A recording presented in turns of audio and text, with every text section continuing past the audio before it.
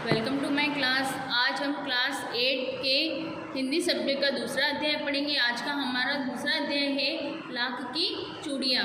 सारे गांव में बदलू मुझे सबसे अच्छा लगता था क्योंकि वह मुझे सुंदर सुंदर लाख की गोलियां बनाकर देता था।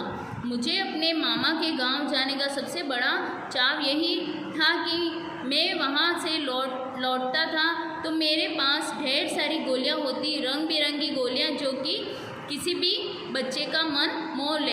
वैसे तो मेरे मामा के गांव का होने के कारण मुझे बदलू को बदलू मामा कहना चाहिए था, परंतु मैं उसे बदलू मामा न कहकर बदलू काका कहा करता था, जैसा कि गांव के सभी बच्चे उसे कहा करते थे। बदलू का मकान कुछ ऊंचे पर बना हुआ था।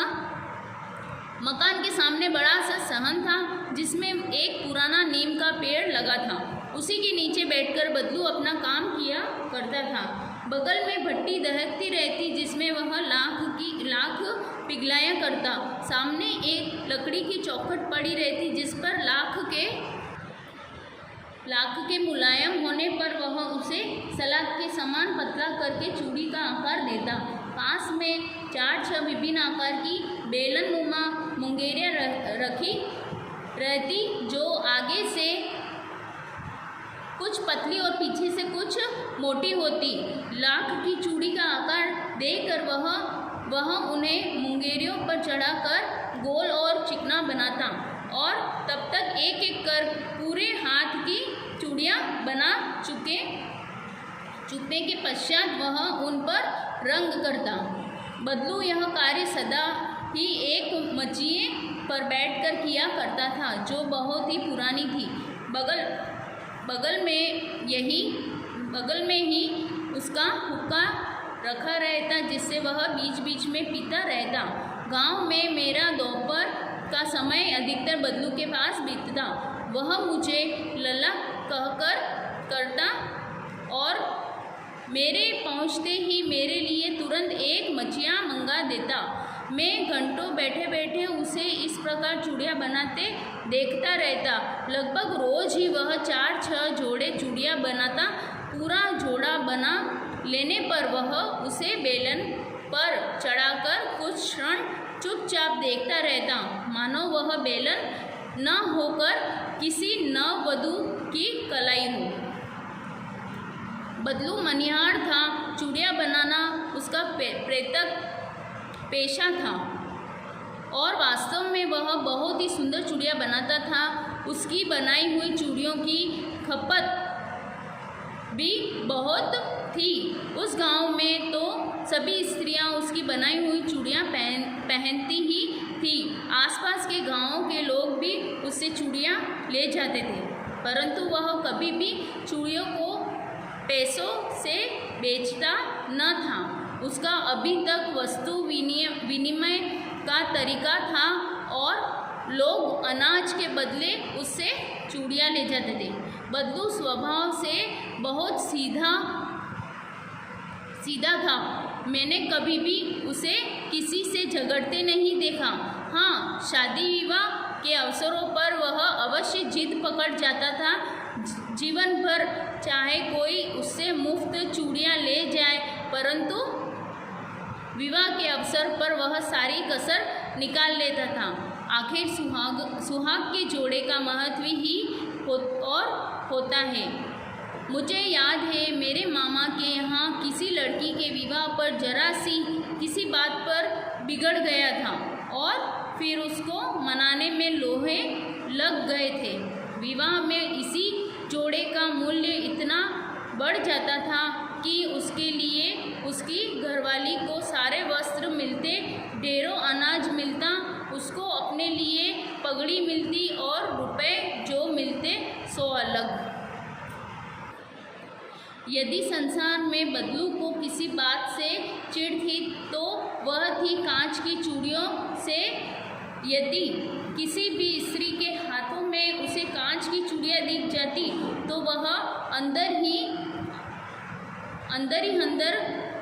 कूद उड़ता और कभी कभी तो 2-4 बातें भी सुना देता।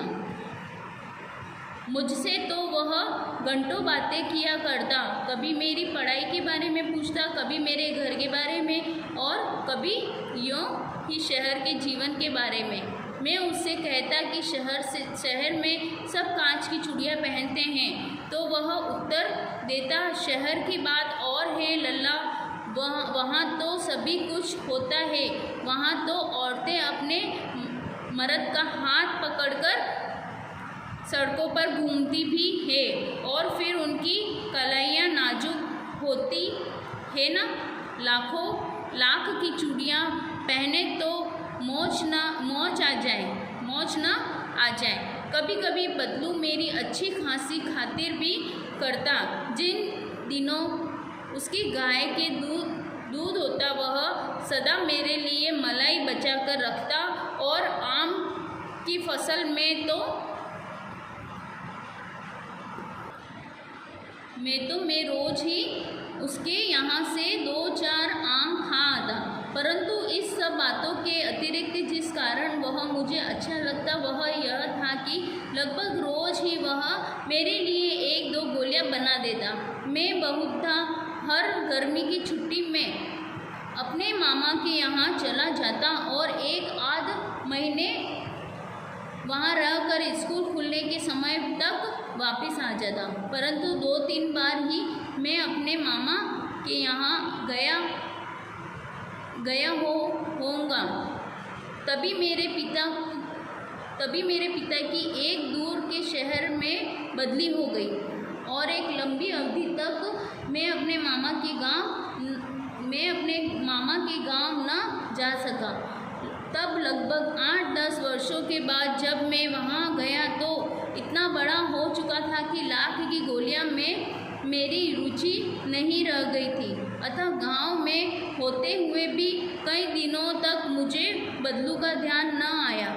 इस बीच मैंने देखा कि गांव में लगभग सभी स्त्रियां कांच की चूड़ियां पहने हैं। विरले ही हाथों में मैंने लाख की चूड़ियां देखी।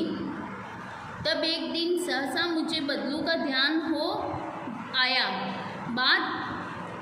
बात यह हुई कि बरसात में मेरे मामा की छोटी लड़की आंगन में फिसलकर गिर पड़ी और उसके हाथ की कांच की चूड़ी टूटकर उसकी कलाई में घुस गई और उससे खून बहने लगा। मेरे मामा उस समय घर पर न थे। मुझे ही उसकी मरम पट्टी करनी पड़ी। तभी सहसा मुझे बदलू का ध्यान हो आया और मैंने सोचा कि उससे मिल आऊं। अतः शाम को मैं घूमते घूमते उसके घर चला गया। बदलू वहीं चबूतरे पर नीम के नीचे एक खाट पर लेटा था। नमस्ते बदलू काका, मैंने कहा। नमस्ते भैया, उसने मेरी नमस्ते का उत्तर दिया और उठकर खाट पर बैठ गए। परंतु उसने मुझे पहचाना नहीं और देर तक मेरी ओर निहारता रहा। मैं हूँ जनार्दन काका, आपके पास में गोलियां बनवा कर ले जाता था। मैंने अपना परिचय दिया। बदलू फिर भी चुप रहा, मानो वह अपने स्मृति पटल पर अतीत के चित्र उतार रहा हो। और तब वह एकदम बोल पड़ा, आओ आओ लल्ला बैठो, बहुत दिन बाद गांव आए। हाँ, इधर आना नहीं हो सका काका, मैंने चारपाई पर बैठते हुए उत्तर दिया। कुछ देर फिर शांति रही। मैंने इधर उधर दृष्टि दौड़ाई, न तो मुझे उसकी मचियाँ ही नजर आई न ही भट्टी। आजकल काम नहीं करते काका, मैंने पूछा। नहीं लल्ला, काम तो कई साल से बंद है। मेरी बनाई हुई चूड़ियाँ कोई पूछे तब तो। गांव में कांच का प्रचार हो गया है। वह कुछ देर चुप रहा, फिर बोला, मशीन युग है न यह लल्ला। आजकल सब काम मशीन से होता है। खेत भी मशीन से जोते जाते हैं और फिर जो सुंदरता कांच की चूड़ियों में होती है लाख में कहाँ संभव है। लेकिन कांच बड़ा खतरनाक होता है। बड़ी जल्दी टूट जाता है। मैंने कहा, नाजुक तो फिर होता ही है लल्ला। कहते कहते उसे खांसी आ गई और वह देर तक खांसता रहा। मुझे लगा उसे दमा है। अवस्था के साथ साथ उसका शरीर डल चुका था। उसके हाथों पर और माथे पर नसें उभर आई थी। जाने कैसे उसने मेरी शंका भांप ली और बोला, दमा नहीं है मुझे, फसली खांसी है। यही महीने 2 महीने से आ रही है। 10-15 दिन में ठीक हो जाएगी। मैं चुप रहा। मुझे लगा उसके अंदर कोई बहुत बड़ी व्यथा छिपी है। मैं देर तक सोचता रहा कि इस मशीन युग ने कितने हाथ काट दिए। कुछ देर फिर शांति रही जो मुझे अच्छी नहीं लगी। आम की फसल अब कैसी है काका? कुछ देर पश्चात मैंने बात का विषय बदलते हुए पूछा। अच्छी है लल्ला, बहुत अच्छी है, उसने लहक कर उत्तर दिया और अंदर अपनी बेटी को आवाज़ दी। अरे रज्जो, लल्ला के लिए आम तो ले आ। फिर मेरी ओर मुखातिब होकर बोला, माफ़ करना लल्ला, तुम्हें आम खिलाना भूल गया था। नहीं नहीं काका, आम तो इस साल बहुत खाए हैं। वाह वाह, बिना आम खिलाए कैसे जाने दूंगा तुमको। मैं चुप हो गया। मुझे वे दिन याद आ गए जब मैं मेरे लिए मलाई बचा कर रखता था। गाय तो अच्छी है ना काका? मैंने पूछा। गाय कहाँ है लल्ला? 2 साल हुए बेच दी, कहाँ से खिलाता। इतने में रज्जो उसकी बेटी अंदर से एक डलिया में ढेर से आम ले आई। यह तो बहुत है काका, इतने कहाँ खा पाऊँगा। मैंने कहा। वाह वाह, वह हंस पड़ा। शहरी ठहरे ना, मैं तुम्हारी उम्र का था तो इसके चौगुने आम एक बखत में रखा मैं खा जाता था। आप लोगों की बात और है, मैंने उत्तर दिया। अच्छा बेटी, लल्ला को 4-5 आम छाँट कर दो, सिंदूरी वाले देना। देखो लल्ला कैसे हैं। इसी साल यह पेड़ तैयार हुआ है। रज्जो ने 4-5 आम अंजुली में लेकर मेरी ओर बढ़ा दिए। आम लेने के लिए मैंने हाथ बढ़ाया तो मेरी निगाह एक क्षण के लिए उसके हाथों पर ठिठक गई। गोरी गोरी कलाइयों पर लाख की चूड़ियाँ बहुत ही फब रही थी। बदलू ने मेरी दृष्टि देख ली और बोल पड़ा, यही आखिरी जोड़ा बनाया था जमींदार साहब की बेटी के विवाह पर। 10 आने पैसे मुझको दे रहे थे। मैंने जोड़ा नहीं दिया, कहा शहर से ले आओ। मैंने आम ले लिए और खाकर थोड़ी देर पश्चात चला आया। मुझे प्रसन्नता हुई कि बदलू ने हार कर भी हार नहीं मानी थी। उसका व्यक्तित्व कांच की चूड़ियों जैसा न था कि आसानी से टूट जाए।